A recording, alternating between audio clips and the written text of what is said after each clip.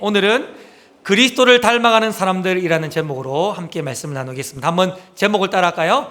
그리스도를 닮아가는 사람들. 시작. 그리스도를 닮아가는 사람들. 사도 바울은 에베소서 후반부를 시작하면서 복음을 통해 구원받아서 그래서 교회로 부르심을 받은 우리들에게 그 부르심에 합당하게 행동하라고 이야기합니다. 바울이 말하는 가장 우선적인 부르심에 합당한 삶은 무엇이었습니까? 성부, 성자, 성령 하나님이 교회를 하나 되게 하셨는데 그 하나됨을 힘써 지켜나가는 것, 그게 바로 우리의 부르심에 합당한 삶인 줄 믿습니다. 구체적으로 어떻게 하는 것인가? 4장 2절 말씀에 보면 겸손과 온유와 오래 참음과 용납으로 서로를 대하는 것이야말로 교회의 하나됨을 지키는 것이래요. 이걸 바울은 고린도전서에서는 뭐라고 말하고 있냐면 한번 따라해 봅시다. 사랑. 시작. 사랑. 바울은 이걸 사랑이라고 말하고 있습니다. 그러니까 구원받아서 교회로 부르심을 받은 우리가 해야 할 가장 주되고 우선적인 사명이 무엇이냐면 서로가 서로를 사랑하고 교회를 사랑함으로 교회의 하나됨을 지켜나가는 것인 줄 믿습니다. 또한 삼위일체 하나님은 우리들, 그렇게 교회로 부름받은 우리들에게 선물을 하나씩 주셨습니다. 그 선물이 뭐냐면 바로 은사인 것이죠. 내게 꼭 맞는 은사야, 내게 꼭 필요한 은사를 하나님이 주셨는데 그 은사를 왜 주셨는가? 그 은사로 성도를 섬기고 교회를 세워 나가는 것이죠. 여러분, 성도는요 교회에 출석하는 사람이 아니에요. 성도는요 그냥 예배드리고 돌아가는 사람이 성경에서 말하는 성도가 아닌 것입니다. 성도는 어떤 사람인가? 하나님이 내게 주신 은사로 성도를 섬기고 교회 역할을 하면서 교회에 다니는 사람이 아니라 내가 그 교회가 되어지는 것, 교회를 세워나가는 사람이 성도인 줄 믿습니다. 오늘 함께 읽었던 본문은요 그렇게 교회로 부름받은 우리가 성장해 가야 된다는 것이죠. 그런데 이때에 누가 성장하는가? 성장이란 무엇인가? 또 어떻게 성장하는가? 누가 무엇을 어떻게? 이런 관점으로 오늘 본문의 말씀을 나눠가 보도록 하겠습니다. 가장 먼저 누가 성장해 가야 되는가? 누가 성장하는가? 에베소 4장 13절 말씀을 보실까요? 우리가 다 하나님의 아들을 믿는 것과 아는 일에 하나가 되어, 이렇게 말하고 있습니다. 바울은 먼저 성장해 가야 될 대상으로 여러분들이 이렇게 말하고 있잖아요. 뭐라고 말하고 있습니까? 13절에 보면 우리가 라고 말하고 있습니다. 14절 말씀에도 보면 우리가 라고 이야기하고 있는 것이죠. 여기서 우리란 누구를 포함하고 있는 것입니까? 이 말을 하고 있는 바울 자신을 포함하고 있는 거예요. 바울도 성장해 가야 될 대상 안에 자기를 빼놓지 않고 자기를 꼭 포함시키고 있는 것을 보게 되어집니다. 학자들은 바울이 약 63세쯤에 순교했을 것이라고 예상합니다. 그리고 에베소서 이 성경을 기록했을 당시의 바울의 나이가 약 60세쯤 되었을 것이라고 이야기하고 있죠. 우리가 잘 아는 대로 바울은 지금 로마 감옥 안에 있고 바울은 지금 이미 순교의 죽음을 예감하고 직감하고 있었습니다. 여러분, 죽음의 날이 멀지 않아요. 이미 노사도였어요. 1세기 당시의 평균 나이가 60세였는데 전쟁으로 일찍 죽지 않으면 자연사하는 나이가 60세였는데 이미 바울은 노사도로 죽음을 앞두고 있는 그때였습니다. 그런데 바울이 어떻게 하고 있습니까? 나도 성장해야 될 대상 안에 포함되어 있다고 이야기하고 있는 것이죠. 저는 오늘 나눈 이 본문을 한 달 전부터 공부하고 묵상하고 있었습니다. 진짜 많은 주석서와 학자들의 연구책들과 또 강해 설교자들의 설교집을 읽어가면서 한 달 전부터 오늘 본문을 공부했었습니다. 그런데 있잖아요, 어느 누구도 13절과 14절에 등장하는 우리는이란 단어를 해석하는 학자나 강해 설교자가 없었습니다. 그런데 있잖아요, 제가 이 말씀을 묵상하고 공부하면서 기도하다가 이 우리라는 단어가 제 마음에 와닿았어요. 설교자들은 이럴 때 가끔씩 하나님이 내게 말씀하셨다 그렇게 말하기도 하는 것이죠. 어떤 스토리가 있는가? 제가 확신반 양육훈련을 진행하고 있는데 확신반 양육훈련 중에 기도 응답의 확신이라는 내용을 나누는 시간이 있었습니다. 그때에 이 교육을 하면서 제가 가르치는 우리 학생들에게 누구나 1시간 이상 기도할 수 있다, 그냥 누구나 1시간 이상 기도할 수 있는 기도의 비법으로 깔때기식 기도의 방법을 가르쳐 드렸습니다. 그 내용이 뭐냐면 별건 아닌데요, 마태복음 6장 33절 말씀처럼 먼저 그의 나라와 의를 구하라. 그러니까 이런 방식으로 나랑 거리가 먼 곳부터, 나랑 별 상관이 없는 기도 제목부터 기도하면서 점점 나와 가까워오는 방식으로 깔때기처럼 기도의 내용을 좁혀오는 거예요. 그래서 가장 먼저는 온 세계 열방과 선교 삶을 놓고 기도하고, 나라와 민족을 위해서 기도하고, 막 이렇게 기도의 방식을 좁혀오는 방식인 것이죠. 이걸 숙제로 다 내드렸습니다.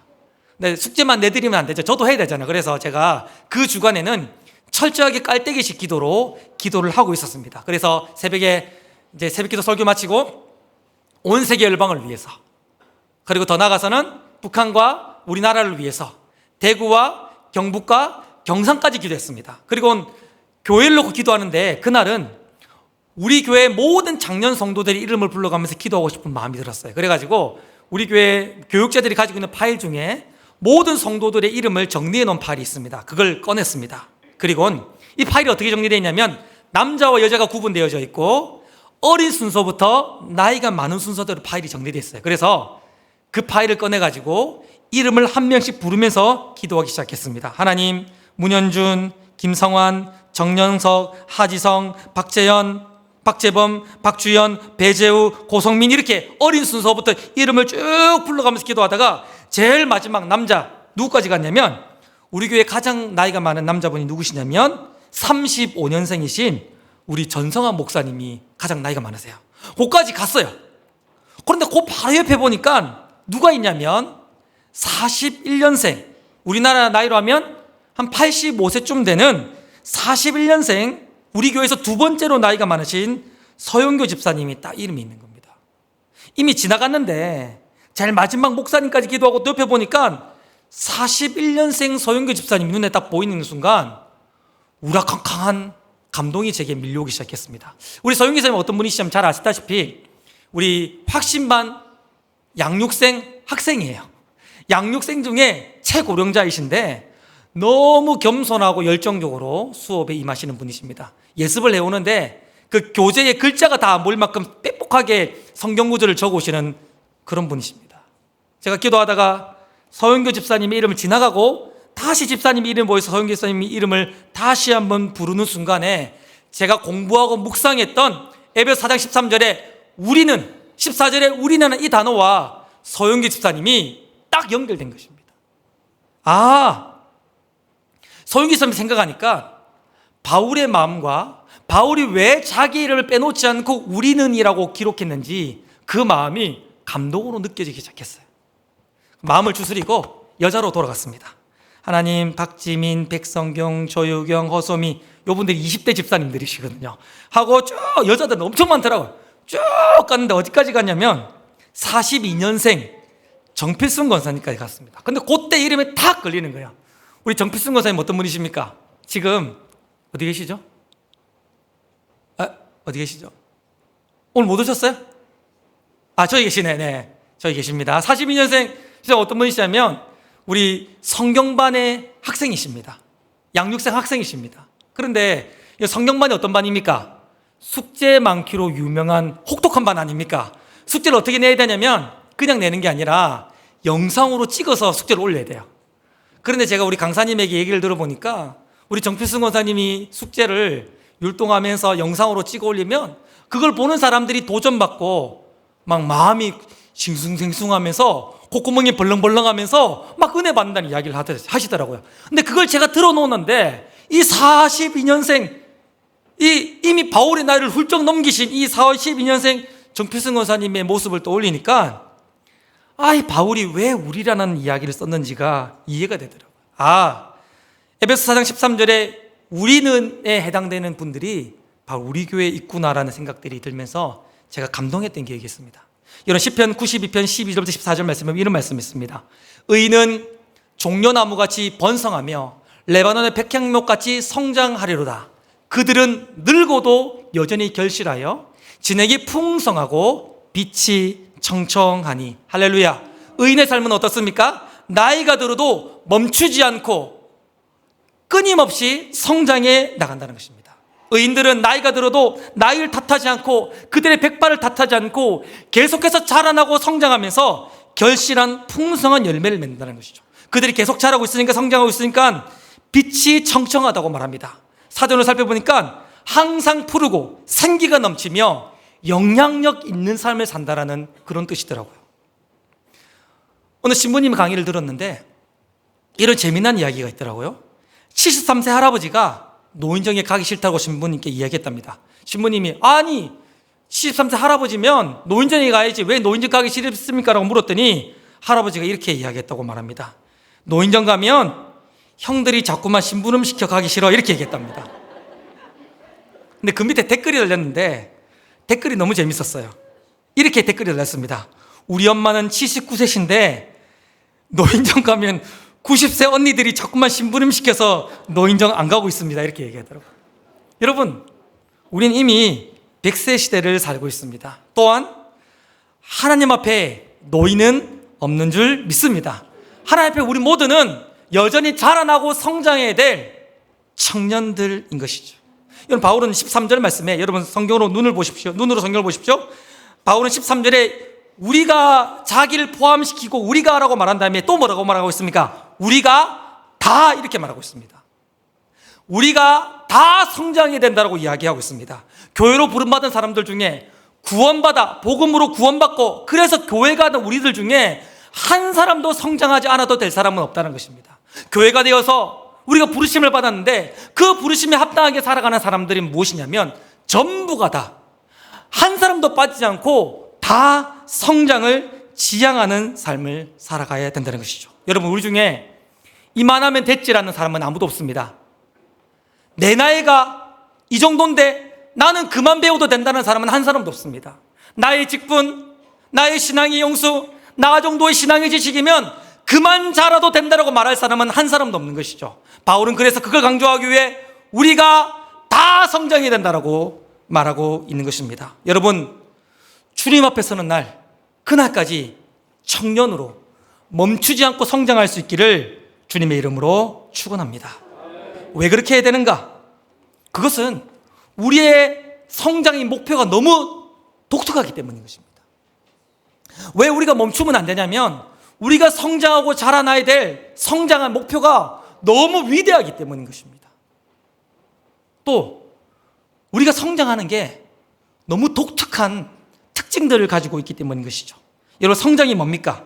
성장은 무엇을 하는 것입니까? 우리 13절 말씀을 같이 읽어보겠습니다. 13절 말씀 시작.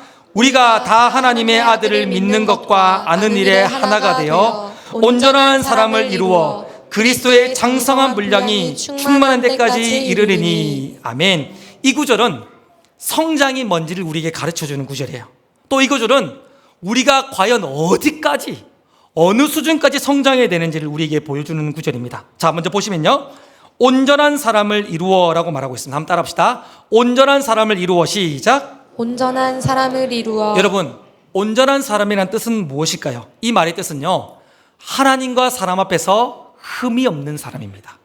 온전한 사람이 어떤 사람이라고요? 하나님과 사람 앞에서 흠이 없는 사람입니다. 또 온전한 사람은 어떤 뜻이냐면 성숙한 사람입니다. 여러분, 퀴즈예요. 퀴즈. 질문입니다. 하나님과 사람 앞에서 흠이 없고 성숙한 사람은 누구십니까? 제가 퀴즈 답을 약간 누구십니까? 라고 했습니다. 여러분, 하나님과 사람 앞에서 흠이 조금도 없으시고 완전히 성숙하신 분이 누구십니까? 예수님이십니다. 그러니까 성숙이 뭐냐?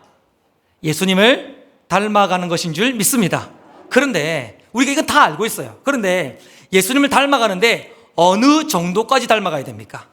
어느 정도까지 닮아가야 됩니까? 그 다음 구절을 보시면요, 그리스도의 장성한 분량이 충만한 데까지 이르니. 여러분, 이 구절 우리 다 압니다. 사실은요, 다 알아요. 그런데 다 알지만 이거 어떤 뜻인지 설명하려면 설명하기 꽤 힘든 한글 번역입니다. 여러분, 그런데 이걸 원어의 뜻을 아주 잘 살린 번역이 있습니다. 그건 공동 번역인데요, 공동 번역에는 이것을 이렇게 기록해 놨습니다. 성숙한 인간으로서 그리스도의 어디까지? 완전성까지 도달하는 것입니다. 자막을 한번 보이시면요, 공동 번역은 어떻게 번역했냐면, 없어요. 네. 어떻게 번역했냐면 성숙한 인간으로서 그리스도의 완전성까지 도달한 것입니다. 우리가 예수를 닮아가는데 어디까지 예수님 닮아가야 됩니까? 예수님의 완전하심까지 닮아가는 것, 예수님의 수준까지 거룩해지는 것. 예수님의 수준까지 성숙해 가는 것이 성경이 우리들에게 요구하는 요구인 것이죠. 여러분, 우리는 성장해 가야 돼요.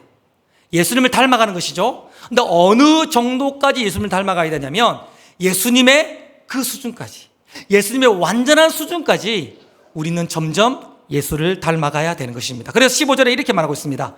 오직 사랑 안에서 참된 것을 하여 뭐라고요? 범사에 그에게까지 자랄지니라. 예수님의 수준까지, 예수님만큼이나 성숙해 가는 것, 그게 바로 우리의 성장의 목표라는 것이죠.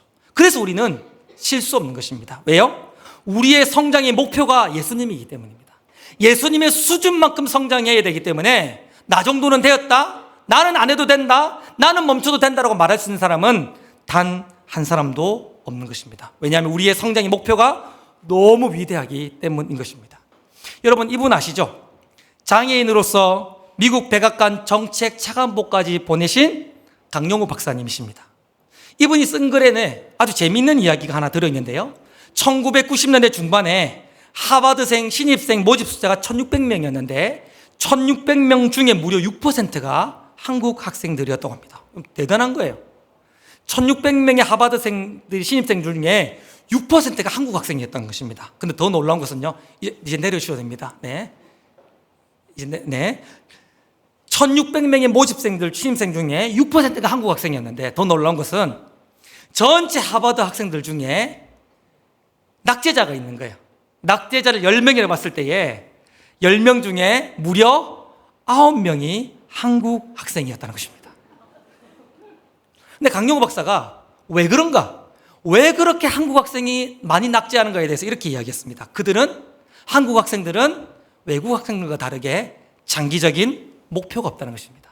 그들의 목표는 하버드 대학에 들어가는 것이었고, 대학에 들어가는 목표였기 때문에 대학에 들어오고 나니까 목표를 상실했고, 그 목표가 사라지고 나니까 더 이상 공부할 동력을 잃었다는 것입니다. 목표가 사라지고 나니까 그들의 공부의 동력이 사라졌다는 것입니다. 딱 우리 이야기 같아요.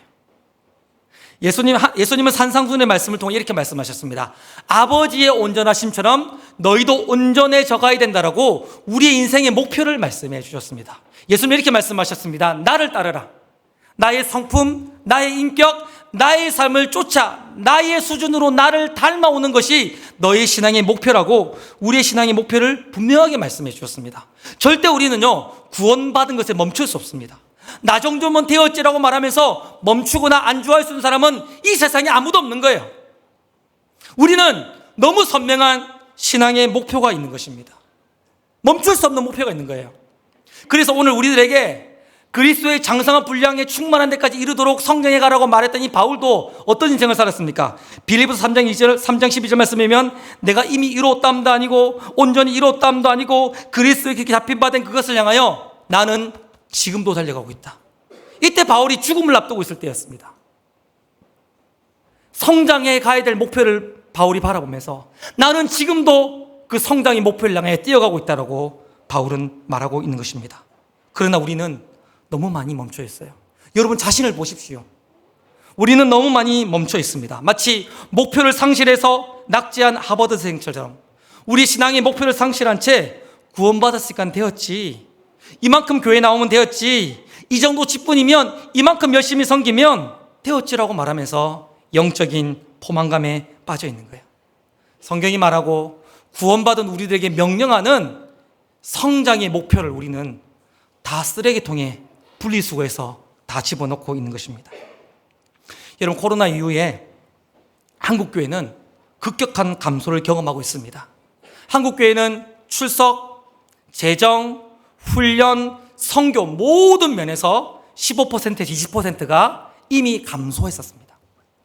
여러분, 우리나라는 지금 이미 축소사회에 접어들었습니다. 이 말의 의미가 뭔가? 모든 게 줄어든다는 거예요. 그래서 일부 대형교회를 제외하고는 앞으로 한국교회는 엄청난 축소를 경험하게 될 것입니다. 특별한 일이 있지 않으면 우리 성강교회도 마찬가지일 거예요. 이거는 우리가 노력한다고 해결될 수 있는 것이 아니라 어쩌면 우리가 거부할 수 없는 거대한 파도처럼 우리 성강교회도 특별한 하나님의 역사가 없으면 반드시 축소되고 줄어들고 재정이 감소하고 사람이 줄어들고 다음 세가 사라지는 그 일들을 경험하게 될 것입니다. 이거 어쩌면 우리가 거부할 수 없는 거대한 파도일 수 있을 것입니다. 그러나 아무리 시대가 그렇다 할지라도 우리가 포기하지 말아야 될 것이 있습니다. 바로 예수를 닮아가고 점점 예수님 수준으로 성숙해가는 영적인 성장만은 멈추지 말아야 되는 줄 믿습니다. 그게 우리의 신앙의 목표이고 우리에게 주어진 사명이기 때문입니다. 여러분, 멈추지 마십시오. 목표가 없는 사람처럼 멈추지 마십시오. 그리스도 예수의 장성한 수준까지 점점 자라날 수 있기를 주님의 이름으로 축원합니다. 여러분 다 알고 있어요, 이 이야기. 그런데 그거 어떻게 하는 것입니까? 예수님 닮아가야 되는 거 알아요. 어떻게 하는 것입니까? 오늘 바울은 14절 말씀에서 이런 이야기를 하고 있습니다. 어떻게 예수님을 닮아가 구체적인 이야기를 하고 있는데, 이는 우리가 이제부터 어린아이가 되지 아니하며. 여러분, 예수님 닮아가려면 어린아이 되지 말아야 됩니다. 어린아이의 일을 벗어버려야 돼요. 여러분, 대부분의 발달 이론이나 사람의 성장기를 이야기하는 대부분의 이론들을 가만 보면요, 어린아이의 특징을 뭐라고 얘기하고 있냐면 미성숙함이라 얘기합니다. 이런 어린아이의 미성숙함의 특징을 뭐라고 말하냐면 자기중심성이란 말합니다. 그러니까 어린아이일수록 미성숙할수록 자기밖에 모른다는 거예요. 그래서 바울은 고린도서 13장 11절 말씀을 통해서 내가 어렸을 때 생각하고 말하고 행동하는 일을 버리는 것, 즉 자기중심성을 버리는 것이야말로 성장하는 길이라고 이야기하였습니다. 여러분, 지난주 월요일 날 저희 집에 이런 일이 있었습니다. 저희 아내가 이렇게 이야기를 했어요. 오랜만에 우리 가족들 다 모였으니까 오늘 저녁은 너희들 먹고 싶은 거 시켜 먹자, 이렇게 얘기했습니다. 어떻게 됐을까요? 전쟁이 터졌습니다. 저희 딸이 먼저 이렇게 얘기했습니다.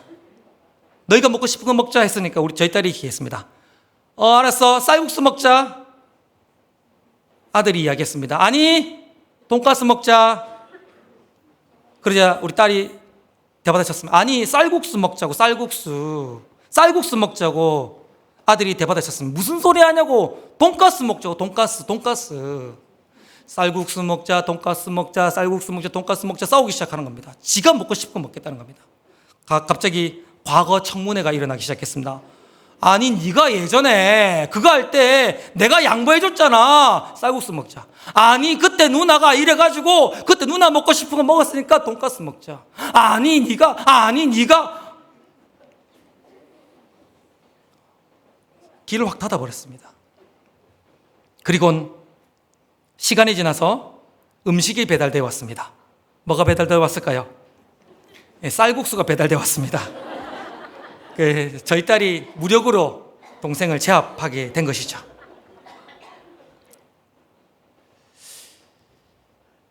어린아이들은, 미성숙한 사람들은 자기를 주장합니다. 교회도 이런 사람들이 있어요. 내가 하고 싶은 것만 하는 사람들이 있습니다. 내가 불편하면 다 안 좋은 거고, 내가 싫으면 다 이상한 거고, 내가 마음에 안 들면 그 교회 이상하다고 말하는 사람들이 있습니다. 내가 좋으면 다 좋은 거고, 내 마음에 들면, 내게 유익하면 다 좋은 거라고 말하는 자기 중심적인 사람이 있습니다. 선택과 이유와 결론이 언제나 자기인 사람들이 있습니다.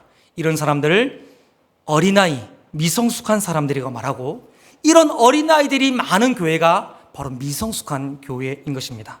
반대로 성숙한 교회는 어떤 교회입니까?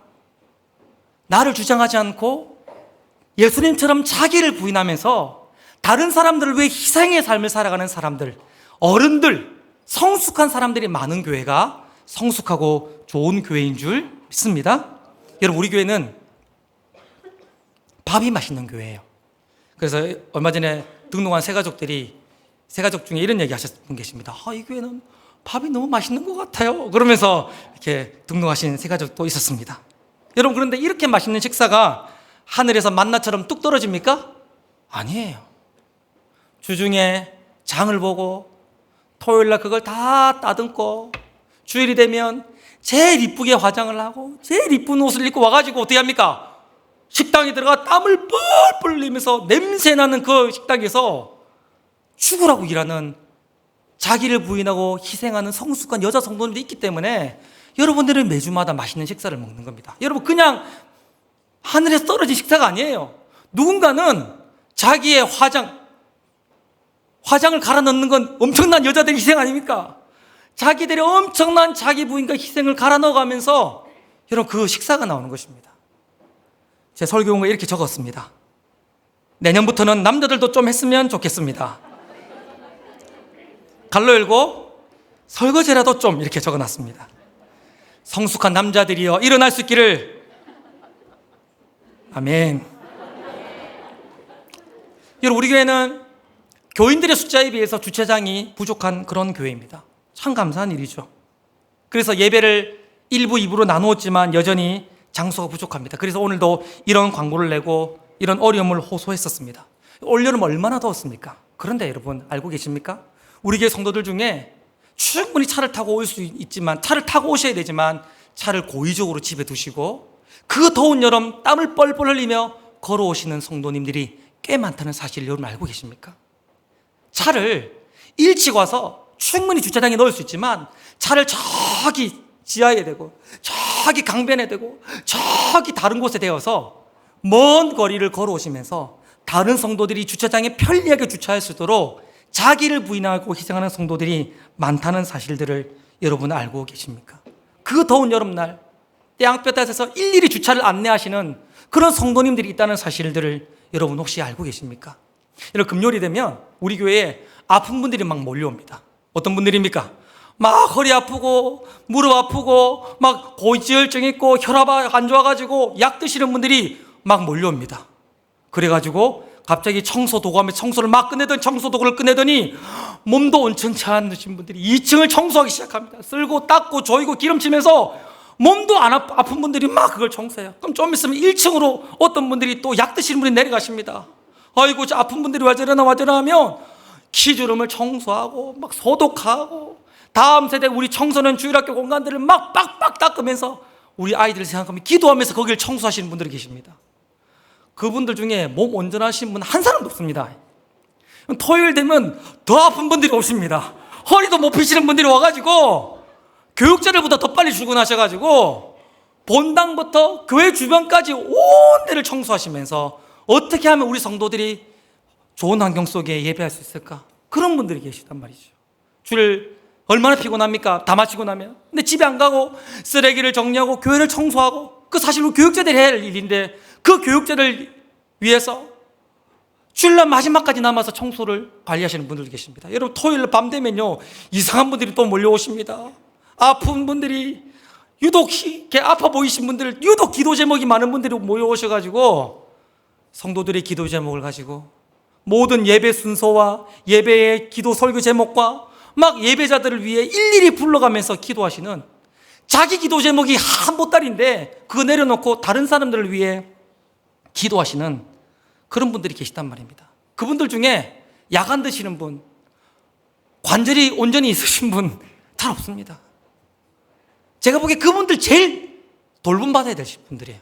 그러나 자기의 자기됨을 부인하시고 희생의 섬김을 살아가시는 것이죠. 마치 예수님이 자기를 부인하신 채 하늘 영광을 버리고 이 땅에 내려오셔서 다른 우리를 위하여 희생과 섬김의 삶을 사셨듯이 자기 중심성을 버리고 나의 나됨을 버리고 희생과 헌신과 낮아짐의 삶을 살아가시는 예수님을 닮은 분들이 있단 말입니다.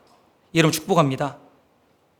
우리 신앙의 선배들이 교회를 그렇게 지켜오셨는데 여러분 축복합니다. 여러분의 자기 중심성을 버리시고 나를 부인하고 희생의 삶을 살아가는 성숙한 성도들이 될 수 있기를 주님의 이름으로 축원합니다. 바울은 어린아이가 되지 말라 그렇게 말한 다음에 어린아이의 특징들을 이야기하고 있습니다. 14절 말씀을 계속 보실까요? 14절 말씀에 어린아이가 되지 말라라고 말씀하시면서 어린아이의 특징이 뭐라고 말합니까? 사람의 속임수에 넘어가고 간사한 유혹에 빠지며 온갖 교훈과 풍조에 밀려 이리저리 요동치는 사람이 바로 어린아이 같은 미성숙한 성도라고 말하고 있습니다. 여러분, 미성숙한 성도들은요 진리의 뿌리 깊이 뿌리가 안 박혀 있어요. 하나님의 깊은 말씀과 교리 위에 신앙의 뿌리가 깊이 박혀 있지 않는 겁니다. 그래서 이단적인 가르침, 잘못된 교훈 앞에 이리저리 흔들리는 것입니다. 또 하나, 사람들의 이 말 저 말 앞에 이리저리 흔들리는 이유가 뭡니까? 요동치는 이유가 뭡니까? 결국은 진리가 마음에 깊이 뿌리박고 있지 않기 때문인 것입니다. 그래서 시편 1편 4절 말씀에 악인은, 미성숙한 사람은 마치 바람에 나는 교와 같다, 그렇게 말했듯이 이단적인 가르침과 사람의 말에 이리저리 왔다 갔다 하면서 신앙이 송두리째 흔들리는 사람들이 있습니다. 그게 바로 어린아이의 모습이에요. 진리가 없기 때문인 것입니다. 바울은 밀리도에서 오늘 본문의 대상이 되는 에베소 교회 장로들과 마지막 작별 인사를 하게 됩니다. 그 작별 인사를 하게 될 때에 바울은 예언적인 작별 인사를 하게 됩니다. 이렇게 말하고 있죠. 사도행전 20장 29절 30절 말씀, 우리 여러분이 한번 읽어주시겠습니까? 시작. 내가 떠난 후에 사나운 이리가 여러분에게 들어와서 그 양떼를 아끼지 아니하며 또한 여러분 중에서도 제자들을 끌어 자기를 따르게 하려고 어그러진 말을 하는 사람들이 일어날 줄을 내가 아노라. 아멘. 바울이 뭐라고 말하고 있습니까? 내가 떠나고 나면 반드시 교회 안에 어그러진 말을 하고 성도들을 미혹하는 이리들이 들어온다는 것입니다. 사람들의 마음을 빼앗고 신앙에서 흔들리는 거짓 가르침과 건강하지 못한 권면을 하는 이리들이 들어와서 성도들의 마음을 흔들어낸다는 것입니다. 현대어로 번역해 보면 우리에게 상처 주는 말을 하는 사람들이 있고, 건강하지 못한 신앙생활을 하도록 막 이런저런 거짓말을 하는, 옳지 않은 권면을 하는 이리들이 등장한다는 것이죠. 그래서 너희가 흔들리게 될 것이라는 것입니다. 그때 바울의 해결책이 뭐였습니까?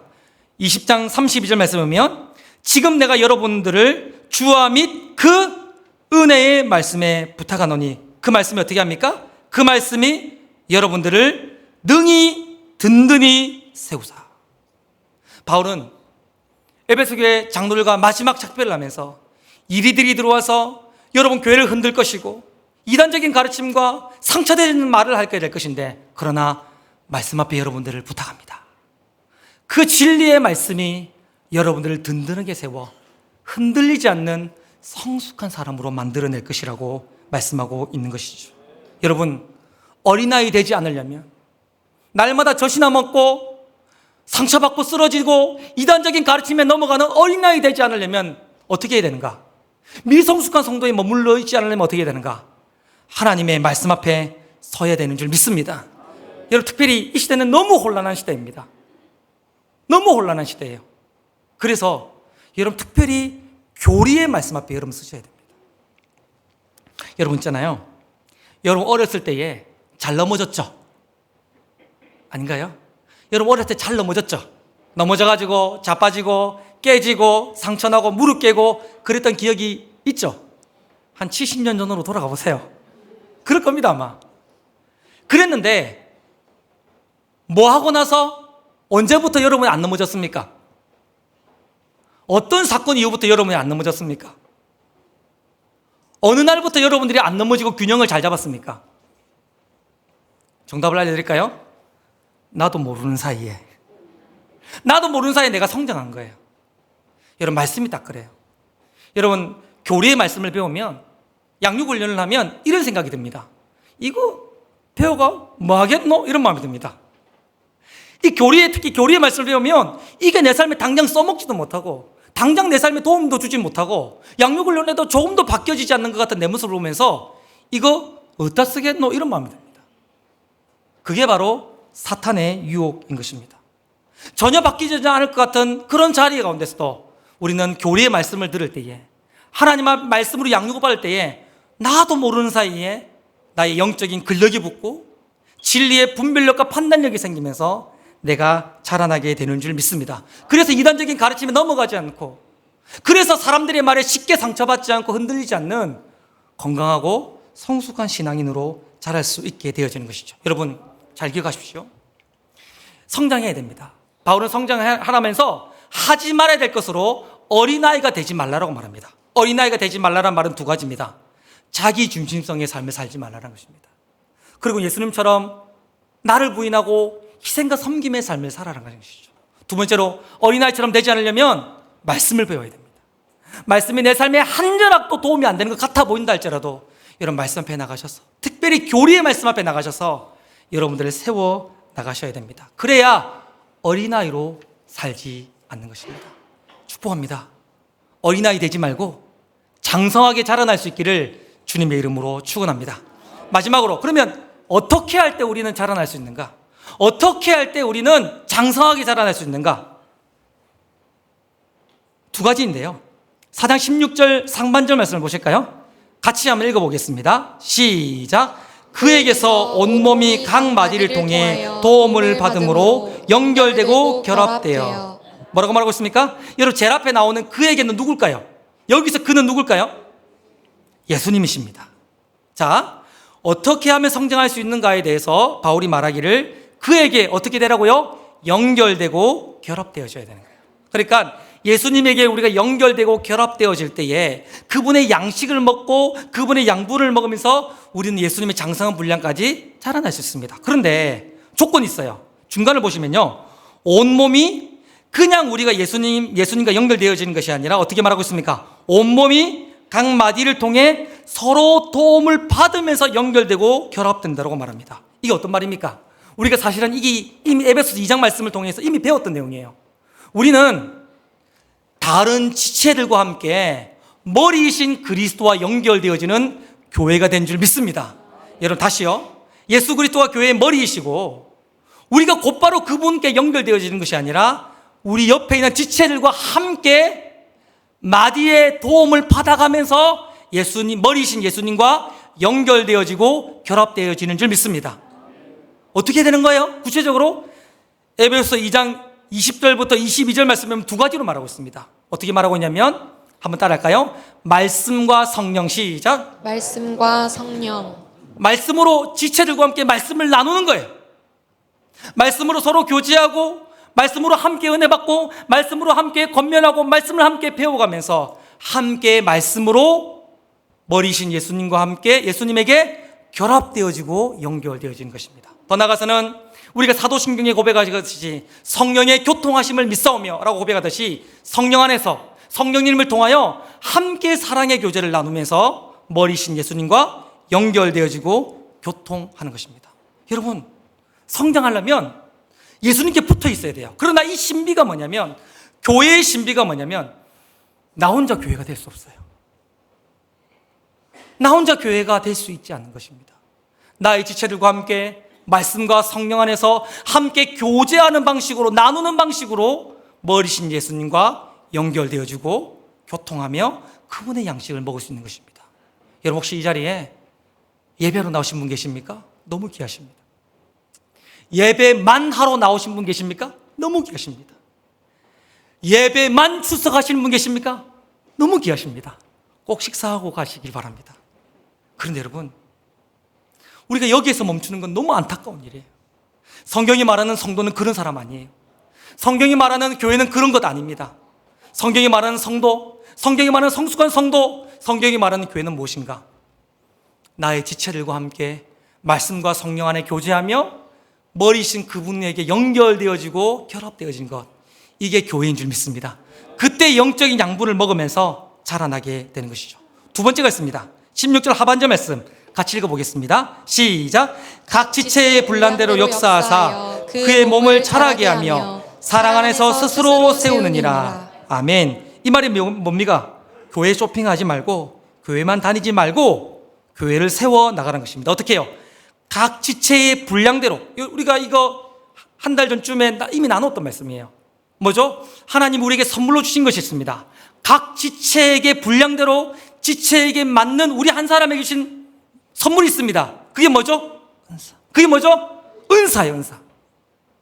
그 은사로 다른 지체를 섬기고 교회를 세워나가는 것이야말로 내가 성장하는 방법이라는 거예요. 제가 한 4주 정도 됐죠? 에베소서 이 말씀을 나눈 지가. 그래서 이제 말씀을 나누고 제가 설교 중에 이런 얘기 했어요. 저는 은사가 별로 없는 것 같아요. 이런 얘기 제가 했는데 주차장에서 어느 한 집사님 만나요. 여기 예배 드리고 계시는데 집사님 만났는데 집사님이 갑자기 목사님 이렇게 부르는 거예요. 그래서 약간 싸우듯이 집사님, 목사님 이렇게 부르길래 무서워서 이렇게 무섭게 생기셨거든요. 이렇게 쳐다봤어요. 그랬더니 목사님 일로 와보세요 했더니 목사님 은사 뭔지 가르쳐 줄까요? 약간 시비 걸듯이 이렇게 은사 뭔지 가르쳐 줄까요? 그러길래 예 뭔데 했더니 그분이 뭐라는지 아십니까? 제 은사가 뭐라고 얘기했는지 아십니까? 웃음. 제가 집사님을 볼 때마다, 교회 일 때마다 환하게 웃는답니다. 그래서 제 모습을 볼 때마다 기분이 좋고 행복해진다는 거예요. 목사님 은사 웃음. 내가 45년 살아가면서 은사를 웃음이라고 얘기하는 거 처음 들어봤어요. 저희 아내가 맨날 너무 많이 웃지 마라, 눈가에 주름 너무, 이렇게 얘기하는데, 와, 이거 주름도 내게 은사구나, 이런 생각을 하게 됐습니다. 여러분, 이런 얘기를 해도 여러분들 이런 얘기 하시죠? 목사님, 저 잘하는 거 없어요, 할 줄 아는 거 없어요, 은사 없어요. 아니에요. 여러분, 눈가에 주름마저도 은사가 될 수 있어요. 여러분이 할 수 있는 뭔가가 작은 게 있단 말입니다. 그걸로 지체를 섬기고 교회를 건강하게 세워나가는 것이야말로 그냥 교회를 세워나가는 것이 아니라 내가 성장하는 비결이고, 그게 바로 교회로 부르심을 받은 우리들에게 주신 성장의 방법이라는 것입니다. 여러분, 그렇게 살 수 있기를 주님의 이름으로 축원합니다. 오늘 말씀을 정리하겠습니다. 오늘 말씀을 정리하며 여러분들에게 물고기 한 마리 소개하고 싶습니다. 여러분, 이 물고기 뭔지 아십니까? 이 물고기 어떤 물고기입니까? 참치입니다. 여러분, 이 참치, 왜요? 틀렸어요? 참치. 잠깐 남아보세요. 참치입니다. 참치. 맞죠? 뭔지 모르겠지만 참치입니다. 여러분들, 이 참치는 어떤 특징이 있냐면 태어나서 죽을 때까지 쉬지 않고 헤엄치는 물고기입니다. 이 물고기는 한 번도 쉬지 않아요. 죽을 때까지. 헤엄을 멈추는 순간 이 물고기는 죽은 것입니다. 왜냐하면 이 참치의 독특한 호흡법 때문인데, 램 환수의 방식으로 이 참치는 호흡합니다. 이게 뭐냐면 헤엄을 칠 때에 아가미를 벌려가지고 아가미 속에 물을 집어넣어서, 바닷물을 집어넣어가지고 그 바닷물을 통해 산소를 얻는 방식으로 이 참치는 호흡한다는 것입니다. 그래서 참치는 태어나서 죽을 때까지 살아있는 동안에는 쉬지 않고, 잘 때도 쉬지 않고 끊임없이 헤엄을 친다는 것입니다. 저는 영적으로 우리가 참치와 같다 생각합니다. 왜냐하면 우리에게 주어진 성장의 목표가 너무 위대하고 너무 놀라운 것입니다. 어느 예수님의 장성한 수준까지 우리가 도달해야 될 목표가 있기 때문에 우리는 이 참치처럼 쉴 수 없는 거예요. 절대로 멈추거나 나 정도는 때웠다고 말하면서 성장을 멈출 수 없는 것입니다. 바울은 그래서 오늘 우리들에게 교회로 부름받은 너희들이 쉬지 않고 만족하지 말고 끝까지 자라나고 성장하라라고 우리들에게 이야기해 주고 있는 것입니다. 어디까지요? 예수님의 장성한 수준까지. 할렐루야. 이런 질문 하실 겁니다. 그게 가능합니까? 그거 할 수 있습니까? 맞아요. 그거 못해요. 예수님처럼 성숙하고 예수님의 수준처럼 자라나는 것, 이 땅에서는 우리의 힘으로는 불가능합니다. 그러나 그리스도가 재림하시는 날, 우리가 하나님 앞에 서는 날, 우리는 예수님의 형상으로 변화되어 그분처럼 성숙하게 될 줄을 믿습니다. 우리는 할 수 없지만 하나님은 하시는 것입니다. 반드시 이루어질 것입니다. 그럼 우리는 뭐 하는가? 하루하루 조금씩 멈추지 않고 그리스도를 닮아가는 거예요. 하루도 멈추지 않고 나 정도면 되었다라고 말하는 착각 속에 빠지지 말고 조금씩 하루라도 더 그리스도를 닮아가는 삶을 살아가는 거예요. 왜냐하면 그리스도를 닮아가는 이 모든 과정이 구원의 일부이고, 우리는 구원을 살고 있는 것이고, 그리스도를 닮아가는 하루하루의 삶이야말로 하나님이 우리에게 주신 천국이기 때문인 것입니다. 여러분, 다시 헤엄치십시오. 다시 일어나십시오. 다시 말씀 앞에 나가시고, 다시 여러분을 꺾어내시면서 다시 교회가 되시고, 다시 교회의 일원으로 섬기시면서 성장해 갈 수 있기를 주님의 이름으로 축원합니다.